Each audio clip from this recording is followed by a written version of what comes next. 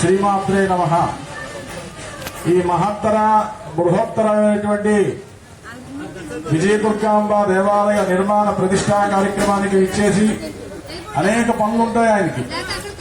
దేశాటన రాష్ట్రాటన చేస్తూ ధర్మ ప్రచారం కోసం అహోరాత్రులు శ్రమిస్తున్నటువంటి మన ప్రాంతంలో ఏకైక వ్యక్తి ఎవరైనా ఉన్నారు, ఇంత చిన్న వయసులో ఉన్నారు అంటే శ్రవణ చైతన్యానంద స్వామి వారు.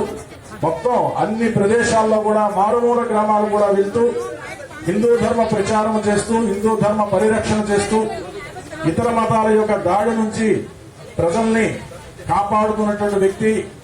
తన ఆరోగ్యాన్ని పక్కన పెట్టి ఇంత చిన్న వయసులో వారు అహోరాత్రులు కృషి చేస్తున్నటువంటి మహనీయులు. అటువంటి వారు ఈ కార్యక్రమానికి రావడం అనేటువంటిది మనందరి యొక్క అదృష్టము, వారి యొక్క అనుగ్రహ భాషణ.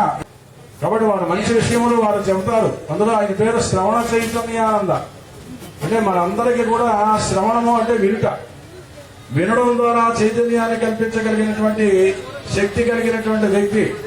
ఆ చిన్ననాడే వారి తాతగారు ఆ విషయాన్ని గ్రహించి ఆ నామకరణం చేసి సన్యాస దీక్ష ఇచ్చారేమో. కాబట్టి ఆయన అత్యంత ప్రజారంజకంగా ప్రజలందరికీ అర్థమయ్యే రీతిలో చక్కనైనటువంటి ఉపన్యాసాలు చెప్పగలిసినటువంటి అవకాశం కలిగినటువంటి వ్యక్తి. అటువంటి వ్యక్తి ఇక్కడికి వచ్చినప్పుడు వారు చెప్పినటువంటి 2 విషయాలు మనం గ్రహిద్దాం. ఈ సందర్భంలో వారిని ప్రార్థిస్తున్నాను.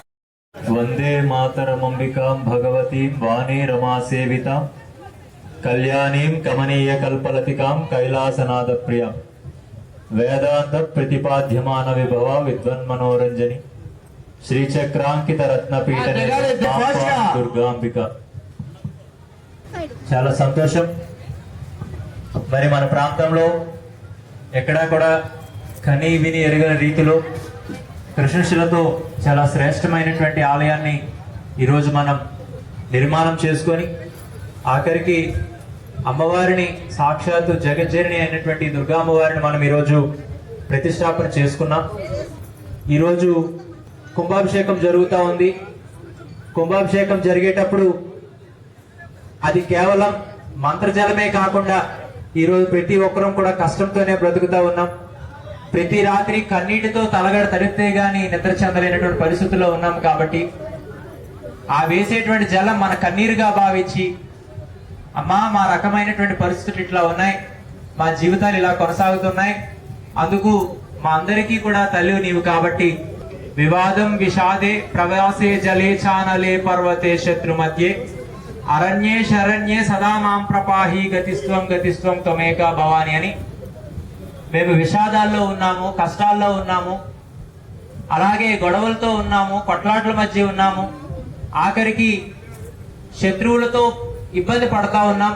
కాకపోతే పంచభూతాల ద్వారా కానీ ఏ రకమైన శ్రమ కలగకుండా, మాకే కష్టం కూడా దరి రానివ్వకుండా, కష్టం అన్న వేళ మా కన్నీరు తుడిచేటట్టుగా మాకు దయచూడని చెప్పి అమ్మవారిని మనం ప్రార్థన చేసుకోవాలి.